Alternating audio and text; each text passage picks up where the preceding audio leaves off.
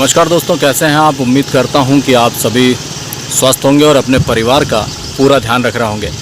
दोस्तों, पेड़ पौधे लगाने का बहुत ही सही समय जल्द ही आने वाला है, इसलिए हम आपको आज लिए चल रहे हैं सिवनी मालवा से महज 4 किलोमीटर दूर अजीत लोवंसी की नर्सरी में। वहां जाकर हम जानेंगे कि कैसे पेड़ पौधे लगाने चाहिए, किस समय लगाने चाहिए और इन्हें लगाने की सही विधि क्या है। क्योंकि हमारे परिवार के द्वारा भी ये संकल्प लिया गया है कि कम से कम इस वर्ष परिवार का हर सदस्य 2 और अधिकतम 5 पेड़ अपने खेतों में जरूर लगाएंगे। तो दोस्तों चलिए मेरे साथ, पहले आपको शहर का खूबसूरत नज़ारा दिखाएंगे, उसके बाद शहर के बाहर जो हरियाली है उसे दिखाएंगे और फिर हम नर्सरी में पहुंच जाएंगे।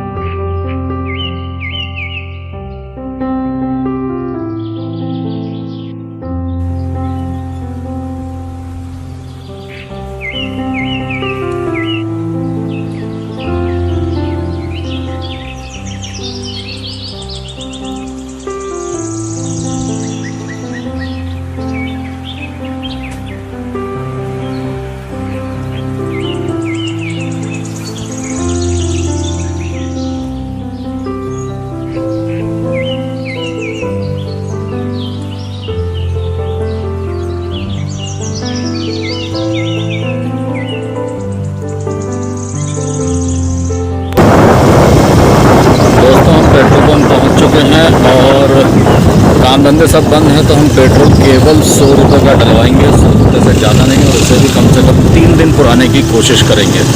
पेट्रोल डलवाने के बाद हम नर्सरी के लिए निकल पड़े हैं और बहुत जल्दी हम नर्सरी पहुंच जाएंगे। हम बाईपास से आगे हो चुके हैं और यहाँ से महज 1 या 1.5 किलोमीटर दूर अजीत लोवंसी जी की नर्सरी है, जहाँ से हमें पौधे भी लेना है और वहाँ तरबूज खरबूज भी लगे हुए हैं, तो हम उसकी भी खरीदी करेंगे।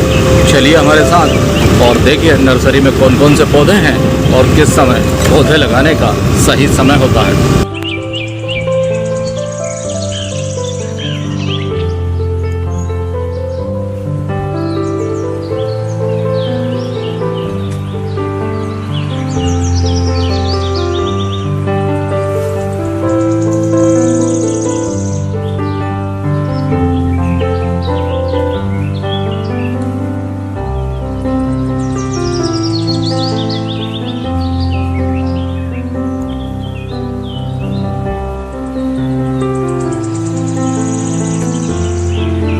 दोस्तों, अजीत लोवंसी जी हमारे साथ है और अब हम उनसे जानेंगे कि पेड़ पौधे लगाने का सही समय क्या होता है और कैसे लगाए जाते हैं।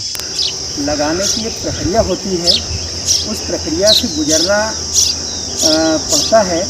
उसमें सर्वप्रथम हमें अगर कोई फलदार पौधा लगाते हैं तो 2 feet by 2 feet by 2 feet का गड्ढा खोदना पड़ता है, और उस गड्ढे से जो मिट्टी निकलती है उसको एक साइड कर दें, और उस गड्ढे में दीमकनाशक और पूरे गड्ढे का ट्रीटमेंट किया जाता है।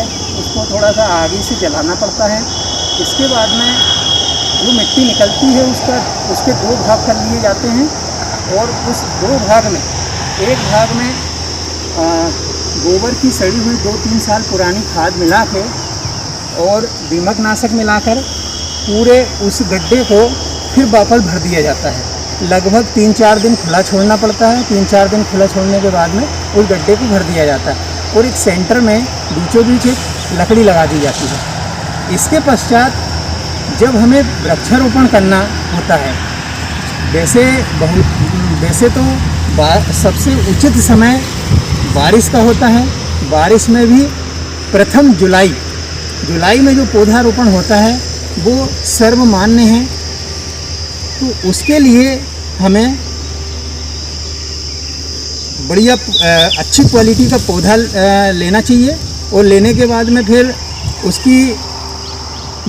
उसकी जो पन्नी है उसको आराम से फाड़ कर और उस गड्ढे में रख कर और मिट्टी को धीरे धीरे चढ़ा के और उसको पेड़ों से अच्छी दबा देते हैं।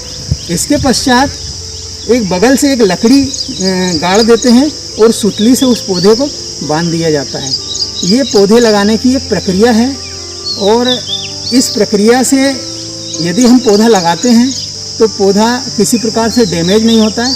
सबसे बड़ी सावधानी पौधे में ये रखना पड़ता है कि जब उस पौधे को जो पन्नी में होता है उस पन्नी को आराम से फाड़ना पड़ता है। यदि आपने गलत तरीके से फाड़ दी तो वो पौधे का शुरू में ही मतलब नुकसान हो जाता है। वो हरा तो रहता है लेकिन कुछ दिनों बाद फिर सूख जाता है। इसलिए पन्नी फाड़ने का तरीका सही होना चाहिए और उस पन्नी फाड़ने के बाद में उस पौधे को मिट्टी के साथ आराम से उठा के गड्ढे में रखना चाहिए। ये प्रक्रिया सावधानी रखने वाली है। इसके पश्चात उस पौधे में हमेशा नमी बनी रहना चाहिए। बरसात के दिनों में पानी की कोई आवश्यकता नहीं होती है, लेकिन ठंडी के दिनों में इसमें हर 15 दिन में पानी लगता है और गर्मी के दिनों में हर तीसरे रोज़ पानी देना चाहिए। इसके अलावा हर 3-3 महीने में सड़ी हुई गोबर की खाद और कुछ रासायनिक दवाइयाँ हैं उनका मिश्रण बना के और उस पेड़ पर में थाला बनाकर और उसमें डालना पड़ता है। मैंने फ्लाई एश ब्रिक सीमेंट ईंट की फैक्ट्री डाली थी जिसकी लागत 1 करोड़ रुपए थी, लेकिन मार्केटिंग सही नहीं होने के कारण मैं उसमें असफल रहा। लेकिन मेरा जो परंपरागत काम है नर्सरी का, पिछले 10 से 15 साल पहले से मैं ये काम करता आ रहा हूँ और उस कार्य को ही मैंने फिर जोर दिया और उस कार्य पे ही मैंने ध्यान दिया और सिवनी मालवा तहसील के अंदर आज की तारीख में मेरे द्वारा लगाए हुए 4 से 5 लाख पौधे उपलब्ध हैं। इसके साथ नर्सरी का जो काम है वो लगभग 2 महीने चलता है। तो मैंने साथ में इस बार क्या किया है कि मैंने मन बनाया है कि ये तरबूज का काम मैं करूं। तो मैंने इस बार गर्मी में ये तरबूज लगाए।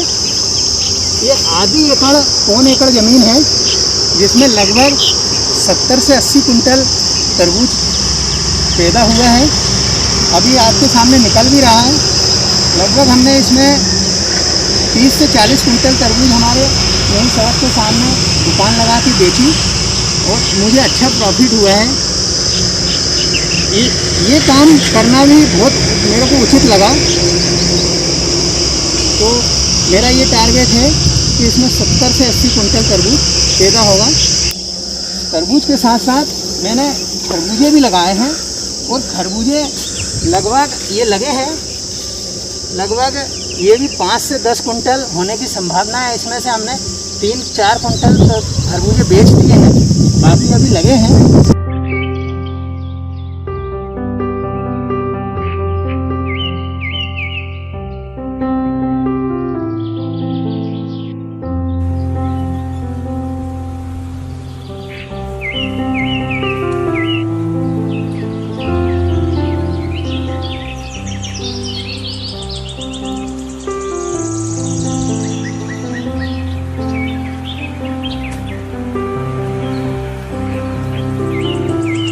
तो कोरोना कर्फ्यू के चलते हेयर कट नहीं हो पाई है, इसलिए पूरे बाल हवा में इधर उधर बिखर रहे हैं। आपको मैं ये बताने की कोशिश कर रहा था कि अजीत लोवंशी को भी जीवन में असफलता मिली है।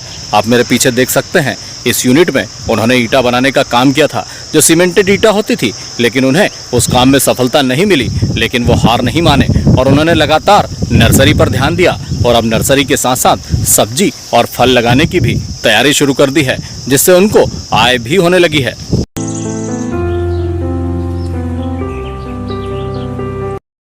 दोस्तों, अजीत लोवंशी जी ने हमें बहुत महत्वपूर्ण जानकारी दी है कि पेड़ पौधे कैसे लगाए जाते हैं। मेरा आप सभी से निवेदन है कि अपने अपने खेतों में और वहाँ जहाँ आप आसानी से पेड़ पौधे लगा सकते हैं, जहाँ आप उनकी देखरेख कर सकते हैं, पेड़ पौधे ज़रूर लगाएं। और एक बात ध्यान रखें कि अपना गांव की जो मुख्य सड़क है उसके किनारे ज़रूर पेड़ पौधे लगाएं, जिससे कि आपके गाँव में जब भी कोई आदमी प्रवेश करे तो उसे ऐसा लगे कि मैं जन्नत में आ गया हूँ। दोस्तों, आप देख सकते हैं कि अजीत लोवंशी जी के खेत में बहुत अच्छी केरियाँ लगी हैं। छोटा सा पेड़ है आम का, लेकिन पूरा लदा हुआ है फलों से। हालांकि इसे तोड़ने की इच्छा बहुत है, लेकिन शायद तोड़ सकते हैं आप। बाकी कच्चे हैं अभी आम। अजीत लोवंशी जी ने अभी तक किसी को नहीं तोड़ने दिया है। यह हमारा सौभाग्य है कि हमें तोड़ने के लिए कहा है। तोड़ सकते कोशिश करेंगे, एक खा के देखेंगे। हालांकि इन्होंने वादा किया है कि जब भी वो पकेंगे तो घर आम भिजवाएंगे। बिल्कुल। दोस्तों ये अजीत लोबंसी जी की दुकान है जो हरदा होशंगाबाद मुख्य मार्ग पर ग्राम भरलाए के पास है। और इन्होंने सबसे अच्छा काम ये किया है कि अपनी बाड़ी में जो तरबूज और खरबूज लगे हैं उन्होंने अपने खेत के बाहर ही इसकी दुकान लगाई है। सभी को यही करना चाहिए कि जो उनके खेतों में पैदा हो उसे खुद बेचें, इससे फ़ायदा होगा और आय भी अधिक होगी। दोस्तों आप देख सकते हैं मेरे पीछे की कितनी हरियाली है और हम वापस अपने घर के लिए लौट चुके हैं और मिलते हैं जल्द अगले वीडियो में। तब तक के लिए राम राम।